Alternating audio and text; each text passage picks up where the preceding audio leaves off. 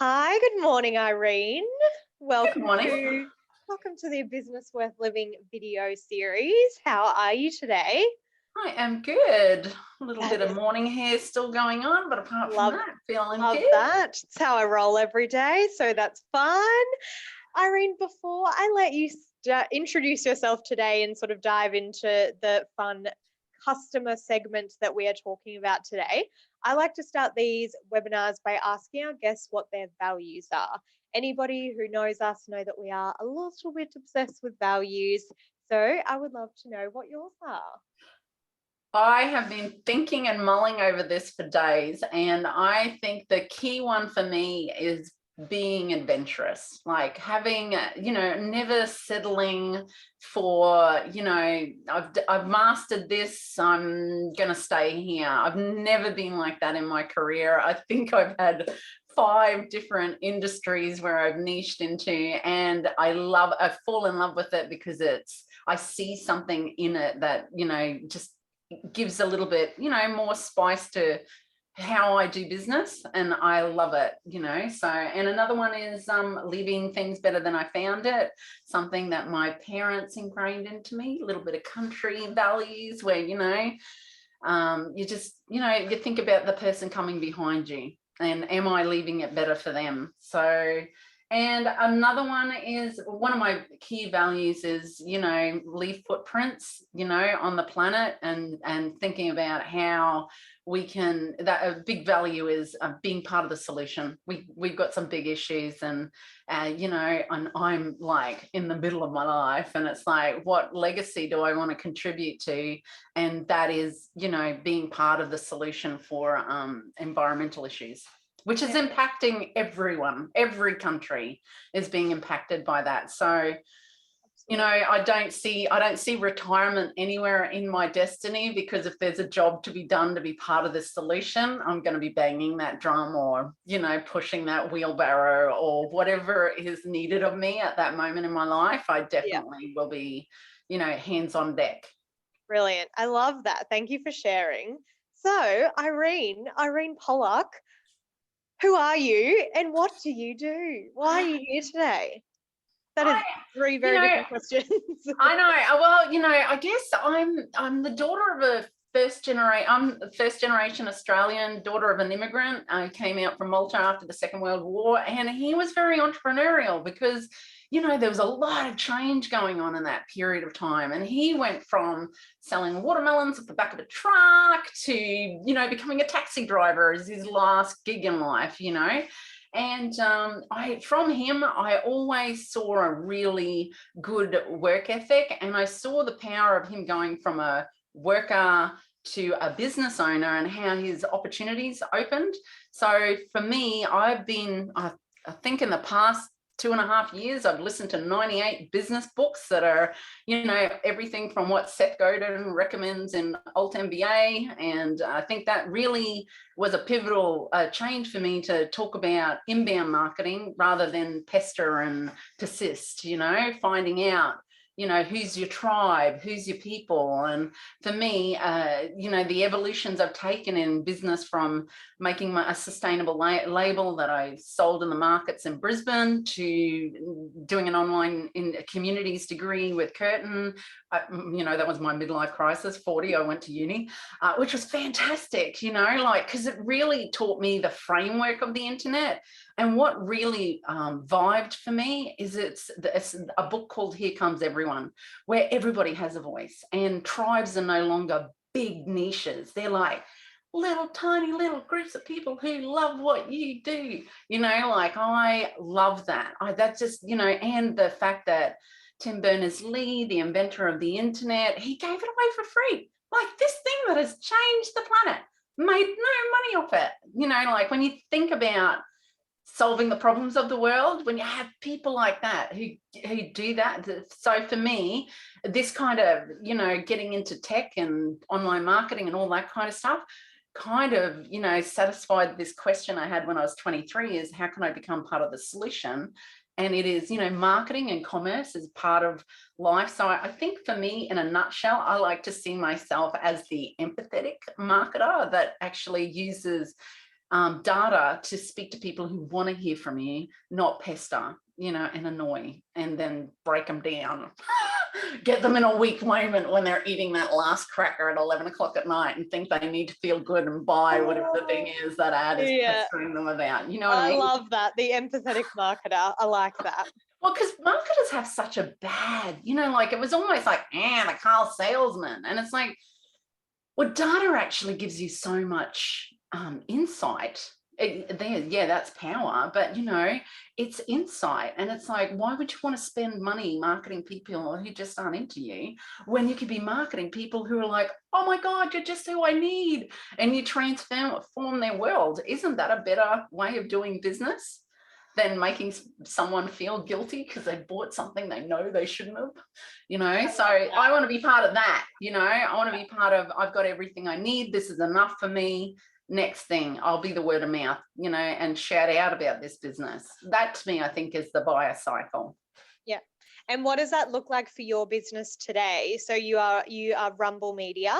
Yeah. What does that look like? What do you help small business owners with in their sort of day to day? Well, I used to be a full service. So I used to offer everything from SEO, web design, blah, blah, blah. And I've found that, people, more and more tools are coming out that allow people to drag and drop and build a really cool website, even beyond WordPress, so there's lots of self-empowered ways for business owners to build their digital presence without needing a professional. So I decided, where can I make the biggest impact on people's businesses without feeling like I need to nest myself into their business? So I niched into data and top level ads. I'm probably going to move away from ads and just focus on the data and the data modeling, data collection, and giving that to my business clients. So they can see that actually, that 5,000 budget you have for Facebook per month, it's actually not bringing you in quality leads. You want to stop that. It's that whole 50% of your marketing is not working thing. That's like the key problem I solve. And then after that, it's like, where are you losing people in your funnel? And before that, it's like, where are you losing people on that page, that key page that's either a directory or a sales page in your website, and giving them those insights so that they can talk about that with their team. All I do is provide a report, collaboration, design it, make it sure that the internal team can use it, because it's not for me, it's for the end user, right? And then they go off and make empowered decisions about the Facebook person, the SEO person. And the reason why I niched down into this is because I had so many people coming across my path who'd been ripped off or, burnt out, or, they were down to the last, 10,000 in their marketing budget because someone had not done right by them. In fact, I spoke to a digital coach and she calls them shiny Dans, where they say, we're going to give you all this stuff. And then 3 months later, you're going, where's my stuff? My stuff. Yeah. And what this does, so I think I love small business owners.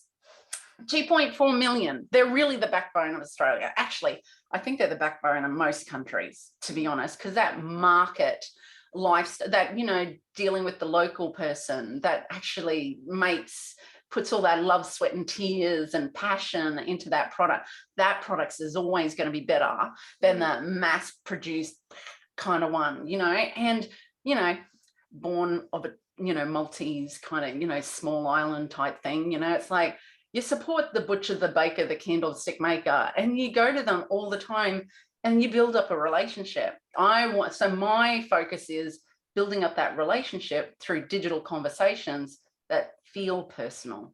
Like you're talking, you get the business owner, like one of the biggest concerns about growing your business, right, is that you dilute your message from you being the one-on-one to you being the one-to-many, or hiring more people in your team to try and sound more like you. You can automate that in content, whether it's copy or video, that it is you that's constantly sharing those values, sharing that first, second, third, fourth, 17th conversation that you would normally have, and work out how to do that. Because I like to talk, right? But there's an art to it, right? Yeah. There's sure. an art to it. And if you listen with good data, you can actually sound like, and I have been on the end of some exceptional segmentation marketing where I've felt like, oh my God, let me into this tribe now. You know, you guys get me. And who doesn't want to have more people coming in with that going, oh my God, I feel so understood. They're so excited. Yeah. Oh, and then amazing. of course they're going to be talkers, right? It's only a natural level. If you make their onboarding experience feel like they're the only person in the world to you, then it's going to be a natural evolution that they're going to talk about you. And that's what you want, you know, 1,000 raving fans, that kind of theory. That's all you need. Enough. You know, you just need enough people. Not everybody, enough, you know. And your own kind of people. Cool. That is exactly what we're here to talk about today.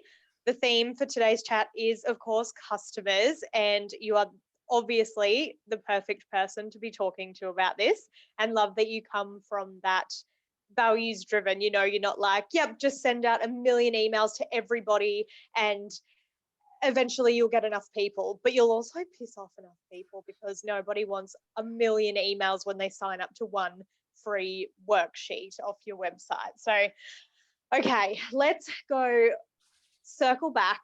We are saying words like funnels. We are saying words like automation and data and all these kind of things.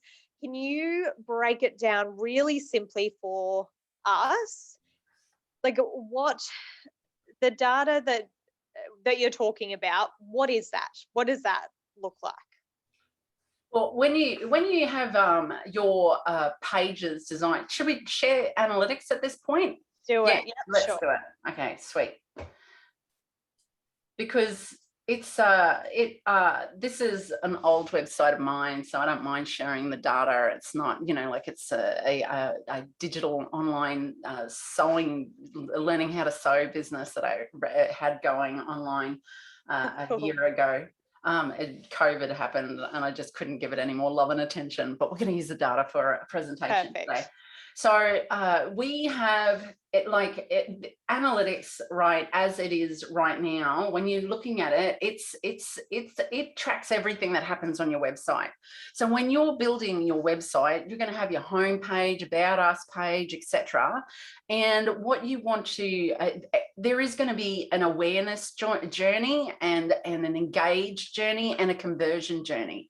And you kind of want to track that in an easy way so that you can work out, this is what I think is happening. And then you can build your funnel in a simple goal in the back end of analytics.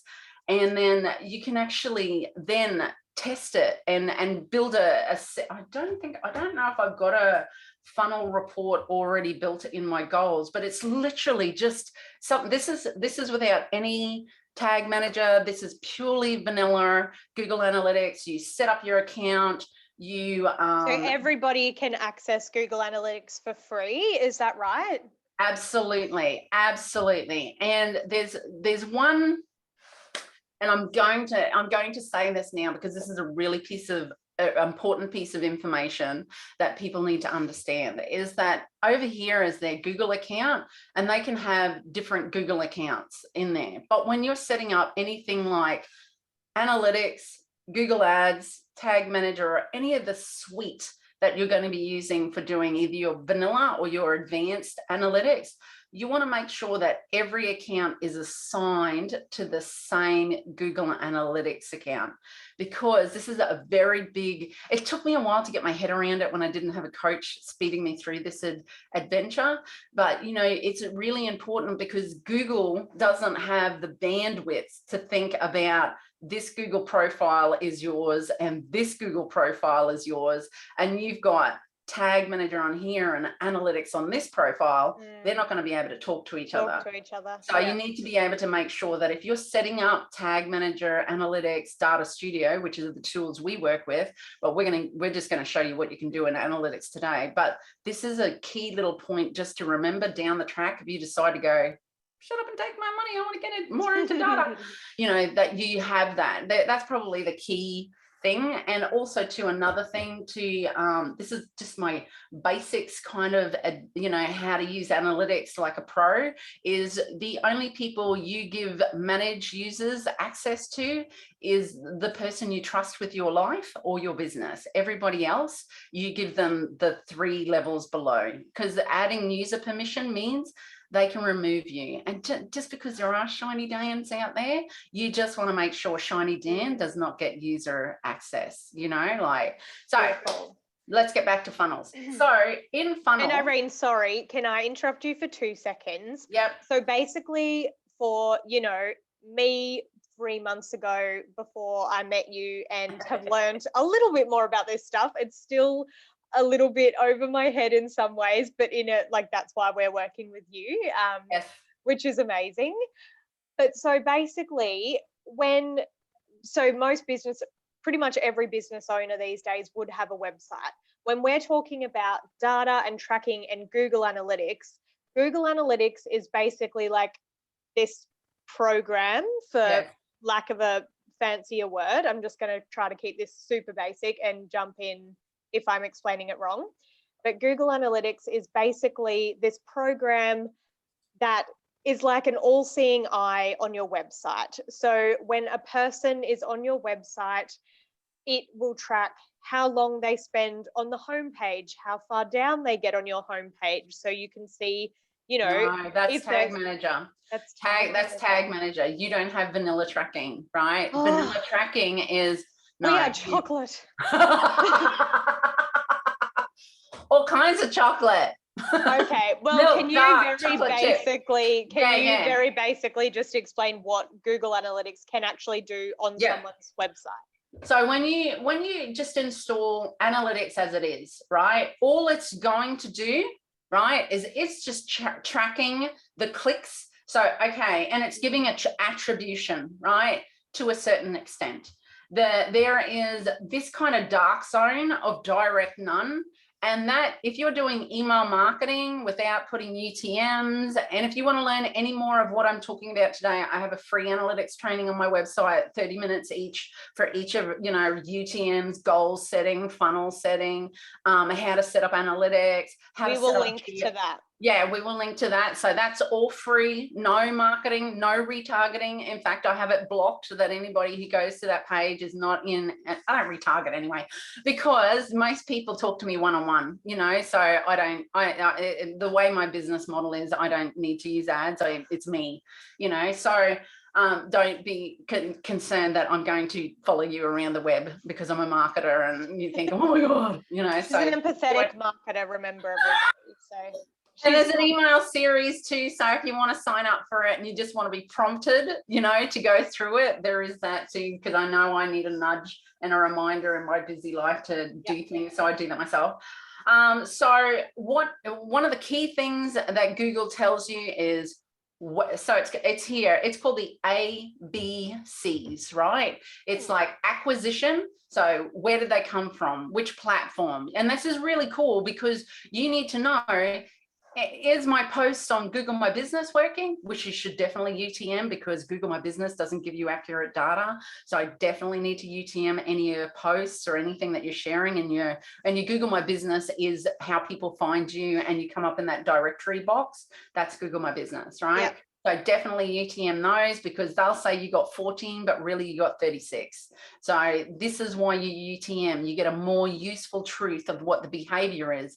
Now, if you saw that you were getting 36 people rather than 14, you would go harder into Google My Business, right? Because especially if those people were, you know, what behavior were they doing? Were they just spending one page from a channel? Then you're like, no, they don't like me on that channel. You know, that's not where my people are, because that's the thing, right? Your people are on one of these platforms.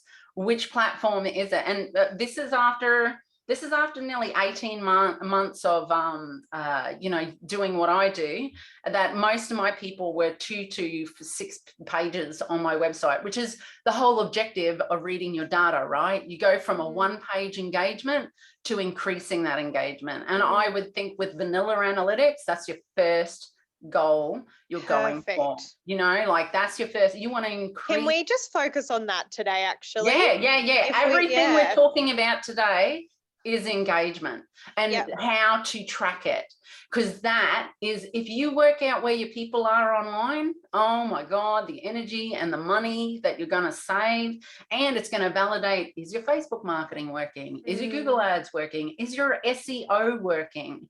And to be honest, I'd be going hard into your SEO, because they're the market that you convert faster, because they found you organically, because you wrote some really cool internet for the content for the internet. You know what I mean? And even some of the top marketers are saying, go hard as SEO, go hard in analytics. You know, it's an easy framework for you to work out. Just it's like, you know, the foundation of your house. You start with that. And only when you got everything else in your, you know, your growth funnel sorted, your growth funnel being the stages you take to get people and business and more of it, right at the bottom is when you do ads. But you've got everything else sorted, the conversations. You know, if someone, you know, like say if we find a landing page that has a high volume of traffic there, but there's no product for you to sell to them on, well, then maybe you can get them on an email list with a nice exit pop-up. You know what I mean? So, or you, like for us, when we, one of the larger clients that I grew by $1 million in the first 7 months of working with them, which sounds fabulous, but it has its own problems, because you got an internal team that's got to handle that, you know, 30% growth, you know, lesson learned for me not to do that so fast, you know, which is another reason why I got into data, because I just went, you know, opened the floodgates and I was like, oh my God, I'm so sorry. You know, like, anyway, so, you know, what you're looking to do always is looking to report on, where are your people coming from, your acquisition, what behavior are they doing? Now, if this is incorrect, this is like the plumber not doing their own plumbing. I didn't actually have the implement. It was Shopify, hard to, and this was before I was doing top level tracking. But, you know, your bounce rate should be between 40 to 60%. And if it's 0%, it means that they came and saw one page and they left. That's a bounce, you know. So if you see someone, if you see your bounce rate is at 0% and there's only one page in the visit, then that's a true bounce. So, you know, and if it's happening a lot to that one page, you have a problem with that page. Either that you're sending people to it without and asking them too much on that first visit, or it's, you know, there's something in it. There's something that it could be a 404 and you don't even realize it yet. You know what I mean? It could be something like that. Still go and investigate that page. So A, B, C. So we're looking at what you want to do in behavioral, you know, improvements is, again, build up the pages and also build up the time. Now you look here, 3.5 pages, 31 seconds, you know, they were like 1, 2, 3, you know, like less than 8 seconds on each page. So they were that's reading, you know, so, and they were coming from YouTube organic. So obviously they found one of my videos, they came to the website. I have a very high volume view YouTube video on how to set up the new brother sewing machine that, you know, I saw the manual and I went, oh God, I'm not going to read that. I need to get someone to walk through it with me. And I did. And I think I'm nearly at 35,000 views on that video. It's crazy. So I know it's probably those people coming, you know, like looking for a sewing machine, and it's like, it's all patterns, you know. But, you know, that to me, because I'm like looking at knowing what's happening over in my YouTube channel and then looking at that as a source going, okay, right, these people here, these people are coming because they've clicked on a link under a video. These people are here, even though it's saying organic, they've probably clicked on my logo and you can't do that much kind of tracking in YouTube. But for me, referral is because of my UTM. And that is how I can actually use UTMs to tell me a more useful truth about the inbound I'm doing on the different channels I'm on. All right, Irene, what is a UTM?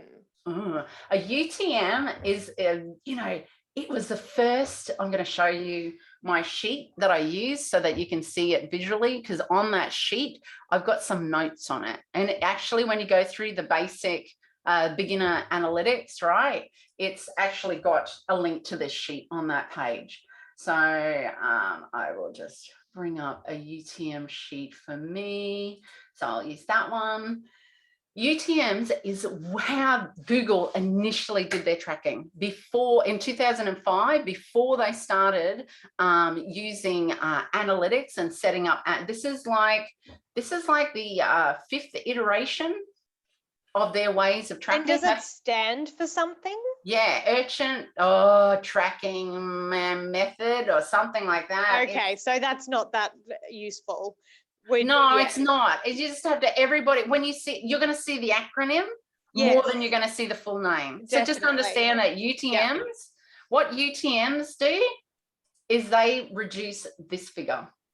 If you've got like 1,500 UTM, like direct none, and then lesser numbers in the other source medium here, you are using email marketing or other kind of, you don't have UTM, you're not tracking the organic Facebook posts that you might be doing in your group or on your page. You know, you can I'm not going to go too far into how to build a UTM, but you set those up, and then you can start seeing, you know, MailChimp, you know, referral, and then you can go into and see here we've got source, medium, keyword, other, and you can go into content is the other one.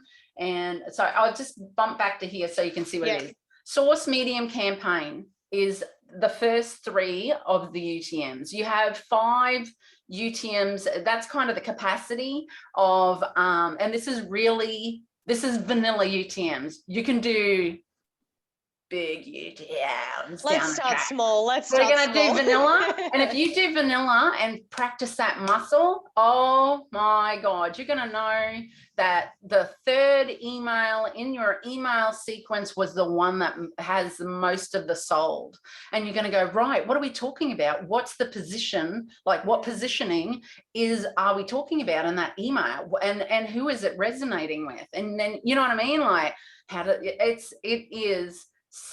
it gives you clarity, right? Yeah. The more you see, the more information you have to make that marketing decision. Do we go, and I'm telling you now, email marketing is where the muscle is, right? You do that first, like you got your top of funnel, and this comes back to the funnel marketing concept. So you have the top of funnel, they're like becoming brand aware, mid of funnel, and you'll see tofu, mofu, bofu, and they mean top of funnel, you know, so FU at the end, and top of funnel, middle of funnel, bottom of funnel, right? And that is, and you would use that acronym in your UTMs. So if you're sending in an email marketing and it's top of funnel, it means they've just signed up to a download or something like that, and you're taking them from nurture stage, right? You're taking them to become more brand aware of your business, right? And then you'll go mofu, which is middle of funnel,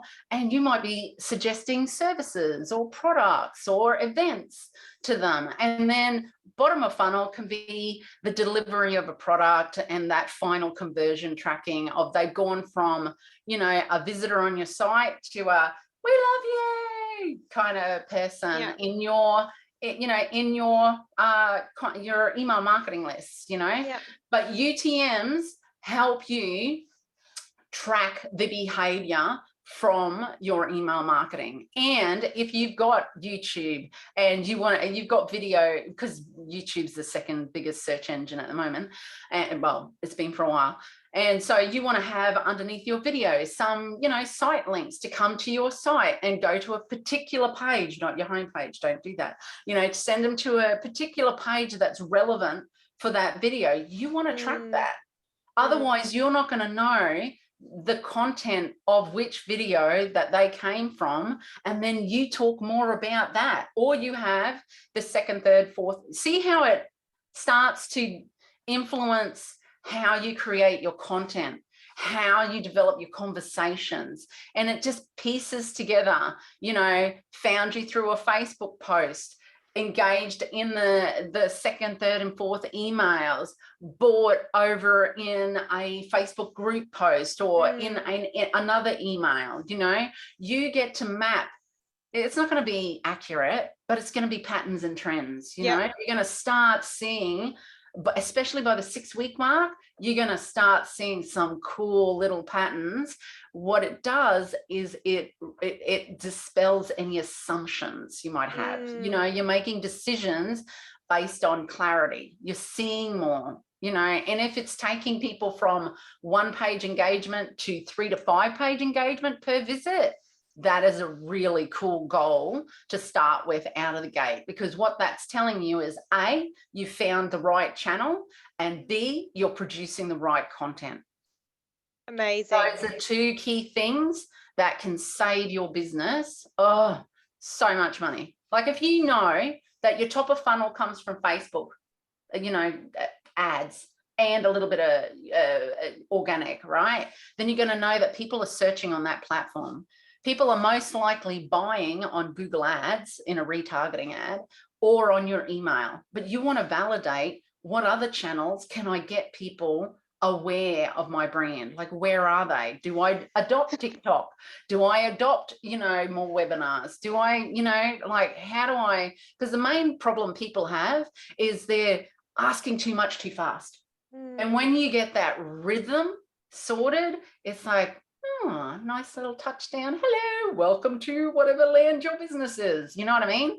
It's that. If you think about your conversations online being developed in a way like you would have your conversations offline, you have visual cues to know, I don't have this conversation right now. You know what I mean? Like, so if someone's been on your website for less than 10 seconds and you try to retarget them, you're spending ad budget to people who are just not into you. Yeah, You and know? That's fine. Not everyone's going to be into you. And you can actually really coolly use that as an audience in and so there's, I'm pretty sure it's this one.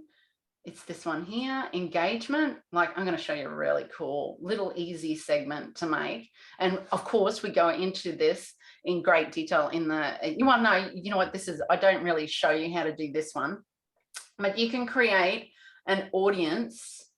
Ooh, session duration. Right. Okay. Let me see if I can get that. I have never made this one. Session duration. Oh, there we go. Session duration bucket.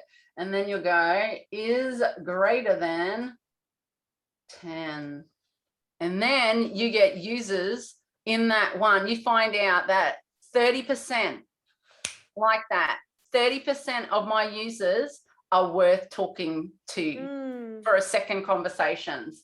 And, you know, you can actually call this person, this group of people, brand aware.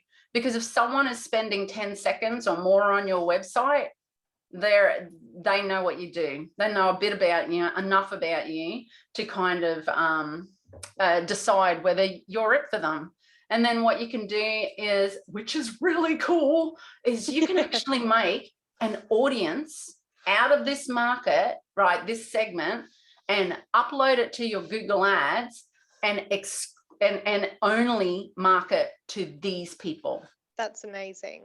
Yeah. And then you can do one that's, you know, 8 or 9 seconds and then have them as an exclude market. If you want to, you know, include the people who are doing, but, you know, like you could have it 9 seconds, 10 seconds and how many pages, like you can get all, you know, fancy with it. But it's really easy to do that. And then all you do is down here, like here in this dropout, it says build audience.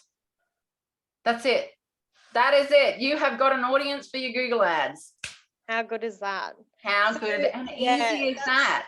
You know, like everything I'm showing you today is stuff that I wish I knew like 5 years ago. Like and everything is, this is what you can do with vanilla analytics, and it's free. It's the free version. Everybody can use it and tap into it. And you set this up, you will immediately start saving money on your ad spend. Yeah. And I mean, the time and just the effort as well. Like, as you were saying before, and as you've just shown us, this will show you, like, if you're putting all your effort into Facebook right now, but then you actually start looking at this and you're like, oh, actually YouTube or just a Google search is where all of my people come from, and I get like 1% of my people from Facebook. You're like, well, shit, I can stop spending all my effort, even if you're not doing paid ads, even if you're just doing organic content. Yeah. It's just such a smarter way to know where to put your time and effort, which is so valuable. So that's really exciting, Irene. Look, and before I even went into deeper tracking and learning how to use analytics, I used this report. And I used this number. That was it, because I wanted to improve engagement.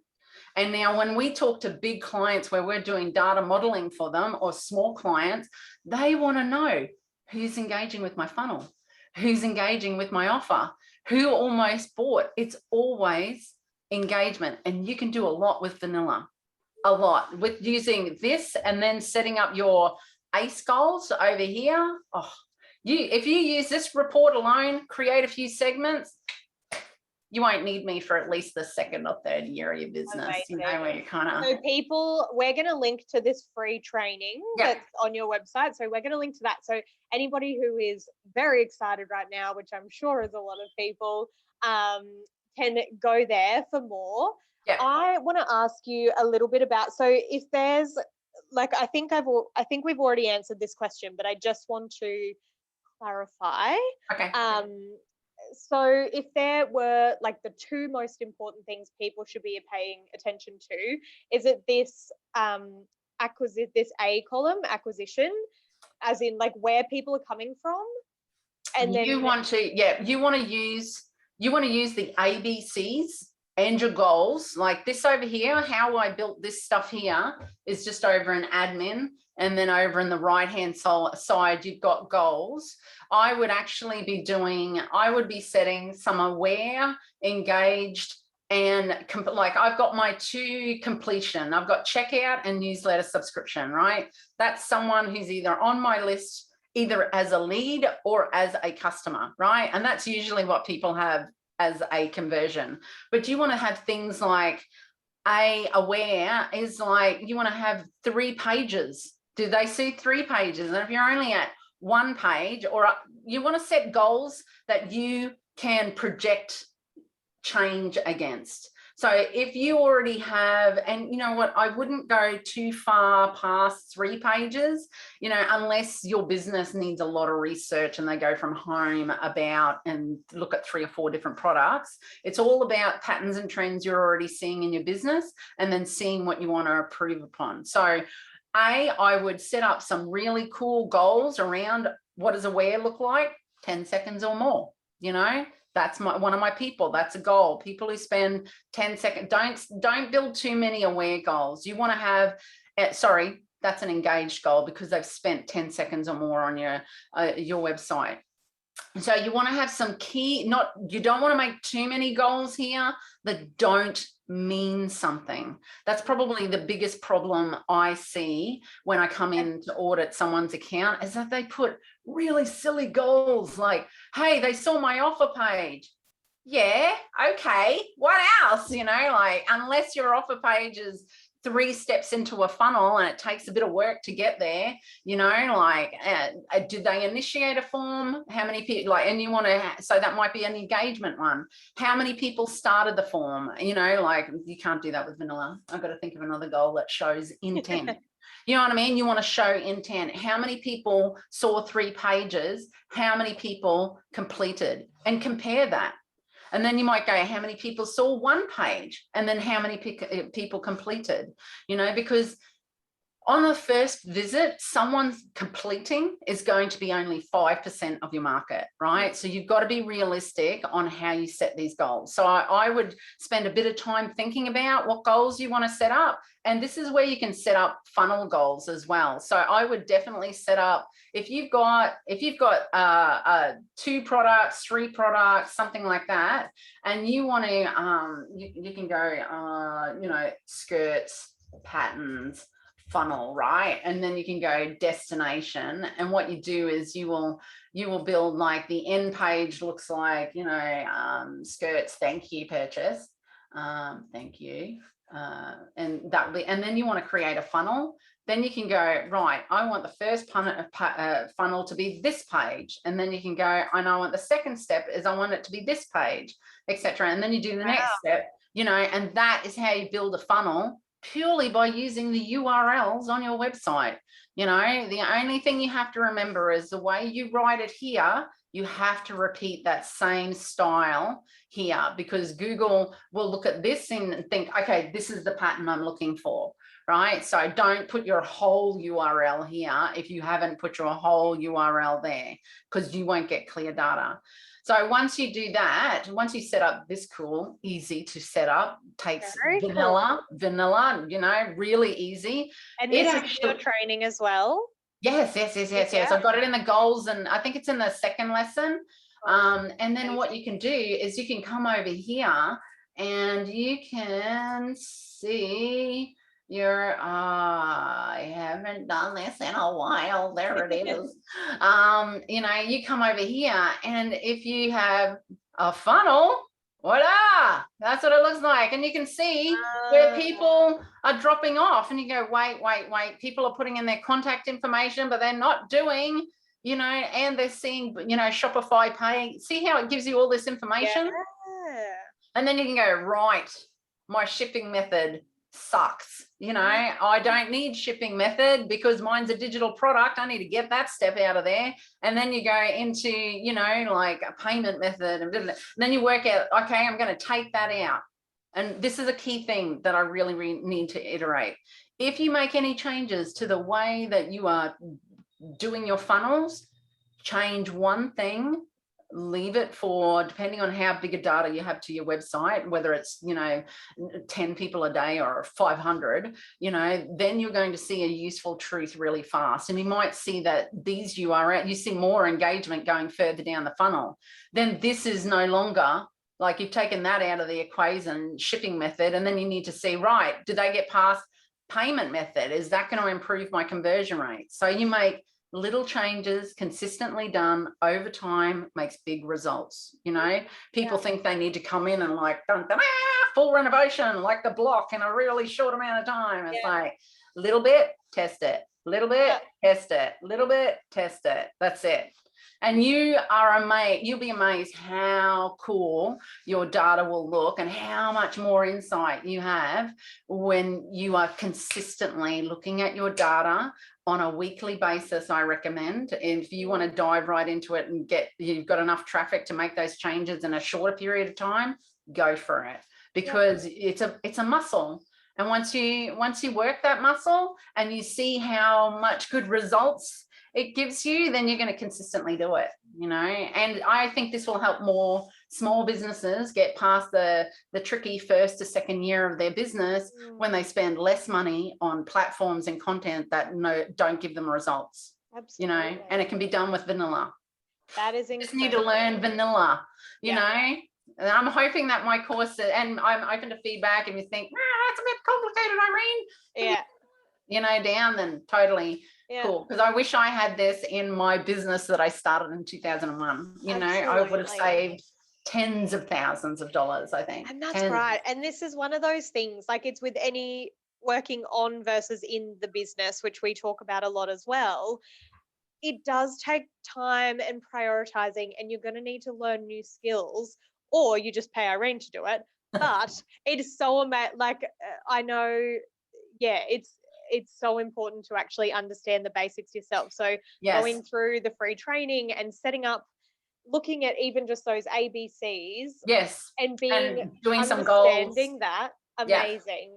Yeah, so exciting. it's when you know a little bit about it, you can ask better questions, and then if you do work with someone like me, you can ask me better questions, and we can get way more done in a shorter period of time, because you don't need to know everything. And I think as a business owner, you want to know enough so that you can, you're competent in the room, and you can ask, you're not asking unicorn questions, you're asking, buffalo questions. I want change to happen in a realistic time that makes a big impact, Right. and that I've just made that up on the fly, but I'm going to stick with that analogy, Yeah, that's cool. Irene, can we step away from Google Analytics board for a sec? I just want to ask you, like, one of the last questions to wrap up. With your work over the years, are there like certain pages or parts of your website that are really more important than others, or more consistent across the board, like across any industry or whatever? Is there a certain page that generally always gets more traction, or it really depends on the business? I find it really does, like if you're selling a product online, right? 9 times out of 10, they just want a really good e-commerce product page. If it's a dress or clothing, they want to see a sizing guide, or and maybe a little video of somebody wearing it so they can see what, visualize themselves in it, so, and that could be, okay, for them it would be a category or a directory page, we call it in the tracking world, like your home page, right? It should be set up as a directory page to send people further down into the where you want them to go. And if you this is something, I'm big on segmentation. I've done trainings with two very top level quiz development people, and I bring that into web page design, where you can actually have, hey, are they curvy? Are they rectangle? Are they? And you can ask those questions on the homepage, right? And when you're looking at your data, right, and then you see that they go from the homepage to this page, guess what? You've just figured out one key piece of information about your persona. Is you get a lot of curvy people, you get a lot of pear, you get a lot of apple, these are the different, and you can use your web pages like that. So category pages for e-commerce definitely is one of the, and that's usually your homepage, and then it's where you take them after that journey into buying. But when you're a service business like you and I find that they want to know who they're doing business with. So your about page is your second most visited page on your website in those kind of software, not software stack, but services, a service with a product delivery, a done with you, a done for you service, those kind of things. They want to see what's in it for me, and who am I doing business with? Because people do business with people they like. So your about page and your values and who you are is something, it should be a really, either your mission statement, your vivid vision. There's a really good book called Vivid. I haven't gone through it, but it was really awesome. I got busy. Anyway, it's about talking about you on that site and who your peers are. And I, what that does is that helps with the brand aware journey, right? That for a product, they'll look at your shipping and your supply and blah, blah, blah. Are you made locally? Do you have a good returns policy? Blah, blah, blah, blah, blah, all that kind of stuff. But when it's, if I'm touching your business and you want to know that I'm not going to break be shiny down. Yeah. You don't want me, and I take that very seriously, so, and I think everybody else who offers a service has that same kind of intent behind, how they do business. They want to make sure, and it's not only just gaining your clients, but it's retaining. So, I find the next page after your home page and your about page, your third is your blog content, making sure you're writing blog content that answers the questions inside their head or visualizes the goals that they, how you would make it manifest. and then they can see, oh, I like the way you think. So I would think on a service, a business, those three, home, have it segmented to directory, and then if they don't find that solution that way, they're going to go to your about page. And you need to be able to send them further into your website from the about page too. So that's a good tip. I think a lot of people's, including ours, I think I'll have to check that, but yeah, I don't think our about page sends people anywhere after that. So yeah, that's a really good sort of easy takeaway for people as well. Like, think about the journey that people are on your website. Don't think that they know where to look or they're going to bother spending time. You need to grab their attention and send them where you want them to go quite quickly. Like we were talking about 10 seconds before. And that's a good amount. Like that, it's amazing, but it's so true. Like if people watching think about how long they do spend on average on a website before getting out of it or being like, meh, too hard to find. It is, you've just got to really think about it from their perspective, make it clear, make it simple, and show them where you want them to go, but where you think they need to go to provide them value. Exactly. And when you're looking at your data, and you can see what types of people. So if you segment them from the front page, send them further into, and then you see these personas or this click behavior persona, then what you design on the footer of your about page is really relevant if they're one of the 3 or 4 click personas that you've identified, get you, buy you, and become raving fans, right? Everybody else you don't really care about because they're not your people, right? Yeah. So you're making, and then of course, then you come back to your goal funnel, you optimize and change it, and you go, okay, they go from the home page and they go to the about page, and then they click on something from my footer. You know what I mean? So, and then you can just do, well, okay, my home page, I've got 4 different outcomes of where I can send them from a category, and then you can create that. And then all of that little tracking in your funnel reports tell you about your people, and you can use, lurking in Facebook groups or joining, you know what I mean? Like those to get the language, but you are seeing the click behavior, and then you can change your funnel. You can just redesign your landing pages, and you get more of a yes agreement from people who come to your site because they're like, oh my God, this website gets me. This business gets me, no more searching, because that's people that go onto other sites when they have a seed of doubt from visiting your site, right? If they don't have a seed of doubt, then they stop searching. And that's kind of what you want. You don't constantly want to be pitted against, your 2 biggest competitors all the time. And even if you are, you want to make sure that they're like thinking about you as their number 1 pick.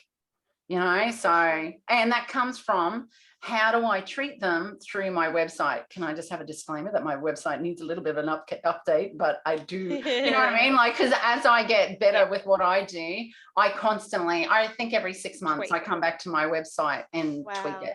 Yeah. So, and that's because I've repositioned my focus on Data Studio as that conversation I want to have with people rather than talking all techie, because I kind of went down that. And that's what I found from my data, is that people are coming and they're engaging with some of my segmentation, but the people who engage, they engage because they've read a blog, and they loved what I explained. Simpler and yeah, for sure.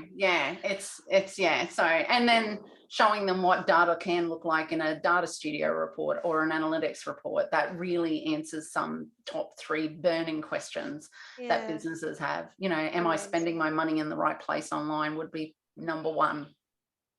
Incredible. Irene, thank you so much for your time today. This has been such a great chat, and I love that they can go to your free training now. They know that Google Analytics is a free thing, your vanilla version, as you say, and you can, look at all of these things and start spending a little bit of time looking into it. And like I know Eve, myself definitely can be really overwhelming, all this data tracking and the UTMs and all the things. But I suppose something you said right before we started recording was that people are doing it anyway. Like, you're already creating content, you've got a website, it's already tracking things essentially. We're Yes. just not looking at it. So we may as well be looking at it and understanding it, so then we know where to spend our time, we know what content to create, and we know where to spend our money. So this has been really valuable. Thank you, Irene. I really appreciate your time. And, you know, like, I guess one of my biggest goals is to get more business owners excited about analytics, and that it's not something like, you know, your BAS return. Scary. Yeah. You know what I mean? It's not that boring. You know what I mean? Like, you can make decisions from week to week about, you know, managing. What one of my business coaches told me was the flicker.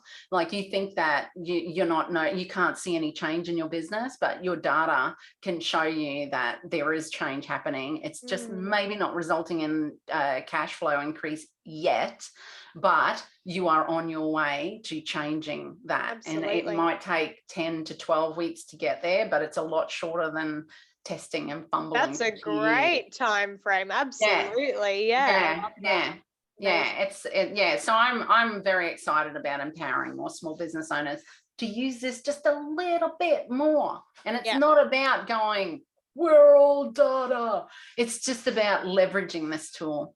You know, so, and it's owned, it's yours. You set up this once and it's there forever, you know. So that's what I love about it. It's not a pay to play software.